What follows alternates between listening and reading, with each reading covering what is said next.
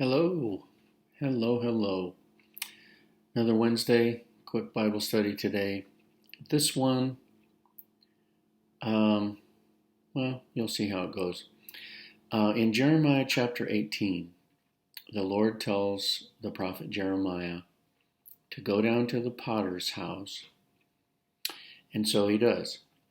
And in his time at the house of the potter, Jeremiah is watching the potter with clay in his hands, and then he puts it on the wheel, and he spins the wheel, and he shapes the pottery into a shape, and then he finds there's a flaw in it.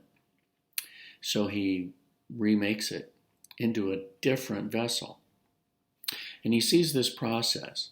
And in this process, the Lord speaks to him, and he gets the message that he's supposed to share with Israel. Well, I would like to take that and think of it as each one of us in our own lives and the Lord shaping us. There's a couple of things about the clay that are important. First of all, it has to be, I think the word is malleable, meaning it has to be easily shaped. It has to be just the right moisture, the right kind of clay, so that it can be shaped into anything that the potter wants to shape it in. Whether it's a bowl or a vase or a plate or whatever in the world it is, a candlestick, a cup, whatever it might be, that it has to be able to yield, if you please, to the influence of the potter in order for it to be the vessel that he intended.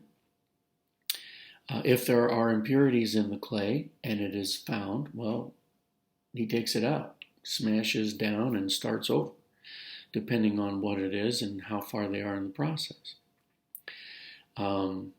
There's a lot to be learned here, and I think that many of you hearing me say these things thus far, you're getting the point of the message. But I think I'm going to take a little bit of a turn, and in the same thought of the clay submitting to the potter's hand, I heard someone talking about sharpening a knife.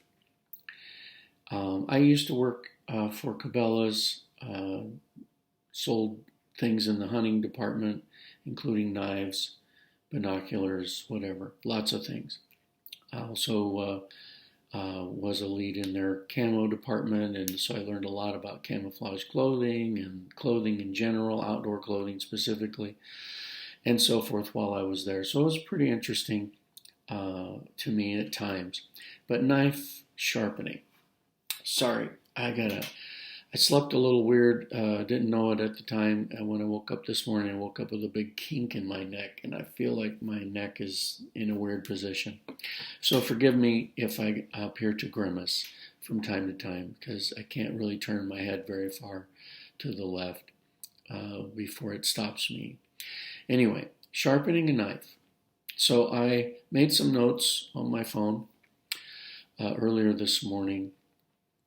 today. And I'm just gonna read some of this. So this may not seem like a good lesson, but I believe that we do need to hear it. I heard someone mentioning sharpening knives, and it reminded me of some things that I learned while at Cabela's about different types of steel that's used in knife making and for different types of knives. There are advantages and disadvantages to different types of steel in specific use in knives. This might be a surprise to some of you. You might just think steel is steel. That is absolutely not the case. The best knives, as far as being sharp and the ease of sharpening, are softer metal. And molecularly, they, compared to like a stainless steel, a very hard steel, they would appear to have defects in them. They don't, but it's so different than a much harder steel that might have other qualities, other types of things built into it, less carbon, more molybdenum, or other types of things that are added to the iron, which is then made into steel. So it might seem a little bit crazy to hear this, but the harder the steel, the more difficult it is to sharpen it. Now, that's a negative, but the pro to that is the harder the steel, the longer it retains its sharp edge. The softer the steel, the easier it is to sharpen, and you can generally sharpen it even sharper than the hardest steel. But it will lose its edge rather quickly depending on what you're cutting with it. If you've ever started out with a brand new pair of scissors and you were cutting through something, a lot of some things, whether it's paper or fabric or cardboard or whatever it is you're cutting, you'll learn pretty quick that suddenly those scissors, which at first were very sharp, are really struggling to cut through some things now that 5 minutes ago they were zipping through it like nothing. That's the edge dulling. That's a softer steel. What really happens is, if I could explain it, and I'm going to, maybe I can use an envelope here. So we've got an envelope, and the edge of the envelope, think of that like a knife. And then when it gets dull, that edge actually rolls a little bit, and it rolls over. And so instead of being sharp and crisp, it has rolled a little bit on the top, and it needs to be sharpened again. Maybe that's a visual for you with the big fat fingers. That's literally what happens. Now, when those really hard steels become dull and it gets rolled, you have to take a lot of material off of that knife edge to eventually get it sharp again. And so you're actually losing material. And depending on how it was sharpened and depending on originally and depending on how the metal was hardened originally, and depending on how you sharpen it, whether it's with a belt sander type thing, which makes the blade hot, or whether it's a stone where you're just sliding the knife over the stone, or whatever the method, if you get that knife too hot, you can ruin the hardening. And if you ruin the hardening, well, now that knife is not going to behave like it was originally designed in the future. The more difficult it is to sharpen, the more material has to be taken away from the knife. Now, the softer steels, which are much easier to sharpen and to, the word is hone, H-O-N-E. Give you an example, a straight razor, which was used a lot before the invention of electric razors and the little Gillette razors, disposable blades that became popular about the time of World War I in the 19-teens. The soldiers were issued those disposable blades in the military, and when they came home, they were used to them and realized they were pretty good. So slowly society drifted away from the old straight razors. Well, my granddad, my dad's father, had a straight razor, and he had, I think it was called a strop, and it was a piece of leather, fairly thick, but it looked like a belt, but it wasn't a belt. And he would take that razor and go back and forth on that piece of leather, and that crazy razor would become crazy razor sharp.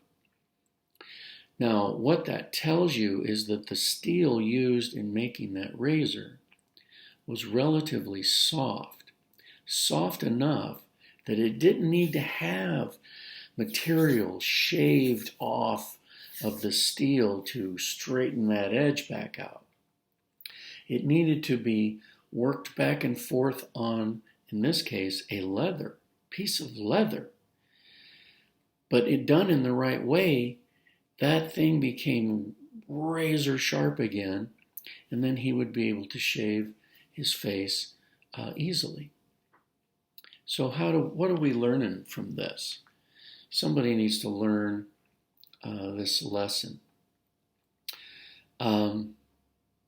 In our lives, whatever it is we're going through, so I'm going to use the term cutting through, whatever we're cutting through in life, whatever that process is, over time we will become a little bit dull. We will get a little bit damaged. The edge will curl a little bit, and it's got a little bit of a roll on it, and we're not as sharp, so to speak, as we used to be. And we need to be honed. And the Holy Spirit would like to hone each and every one of us into that sharp edge again, if you please. Now, that could be through the Word of God. It could be through hearing preaching of the Word. It could be through many ways, through prayer, through fasting, a lot of ways, and we will be honed once again as that sharp edge one more time. But if we are resistant, like that very hardened steel, if we are resistant, well, then that process is going to be painful, because some material is going to have to be removed. There's going to have to be some kind of a file applied and shaving the metal off, taking material away from the blade in order to straighten that edge out and make it sharp once again. But those types of steel that are yielding to the pressure and straighten up without really having to remove material, that's a much easier process, and they become even sharper,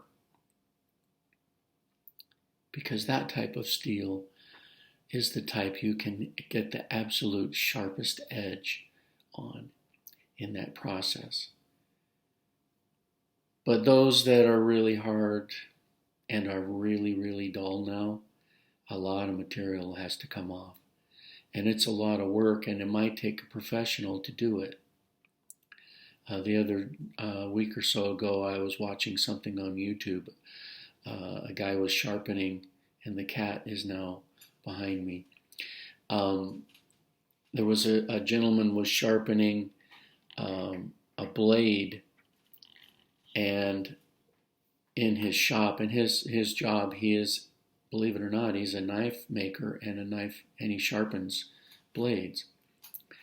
And some of them he has to really work on, and then he has to verify that the hardening on the metal wasn't damaged, and if it was, there's a process to try and restore it. Man, it was a lot of work. It was a lot of work. It's much easier for those blades that yield in the honing process than those that resist. There's a lesson in this for somebody. I hope you're hearing me this morning.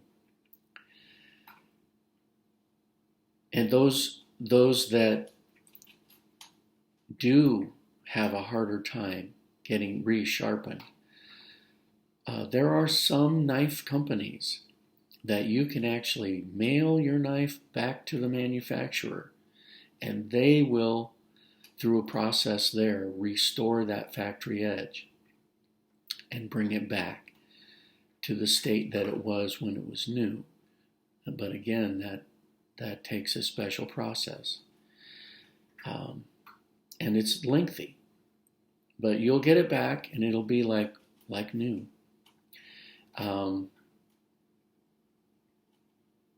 I hope you're hearing me today. I hope that I am like the softer metal that the Lord can sharpen easily through prayer, fasting, reading the Word, etc., rather than having to go through a very, very difficult time in my life in order to bring me back to the place where I submit myself to Him and yield my life to Him so that He can continue molding and shaping my life and directing my life in the way that He has chosen. Well, I hope this is a good, I hope this is a blessing to you today. I hope that you understand what I'm saying, and I hope that it is making sense to you today. But the Lord wants us to be like that clay in the potter's hand. He has a design for each and every one of us. He has a design for us individually. He has a design for your family as a group. He has a design for our congregation as a group. He has a design for the church and the world as a whole. And we are all clay on His potter's wheel, if you please. Or that knife being honed, restoring its edge. Well, God bless you today. I hope you get the message that I'm saying. I hope this makes sense to you and that it's a blessing to you. I hope to see you this Sunday, 10:30 at the True by Hilton, the main conference room on the first floor, right behind the scooters at 72nd and Haskell. And God bless you. Hope you have a great rest of your day.